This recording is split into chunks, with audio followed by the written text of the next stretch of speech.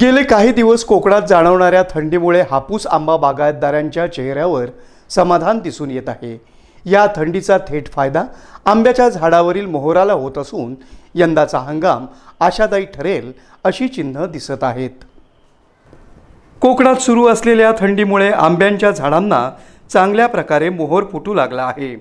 आंबा बागायतदारांनी पहिली फवारणी पूर्ण केली असून त्यामुळे पालवी आणि मोहोर दोन्हीही जोमात दिसत आहेत।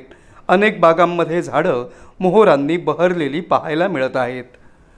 कृषी तज्ज्ञांच्या मते ही थंडी आणखी काही दिवस कायम राहिली तर मोहोर अधिक चांगल्या प्रकारे येईल आणि हापूसचं उत्पादन समाधानकारक होण्याची शक्यता आहे।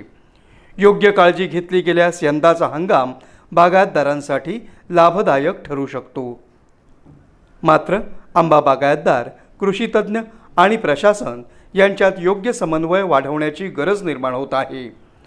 बागायतदारांना वेळेवर आणि योग्य मार्गदर्शन मिळाल्यास हा मोहोर टिकून राहून हापूसचा हंगाम अधिक यशस्वी होऊ शकतो असं मत तज्ज्ञांनी व्यक्त केलं आहे।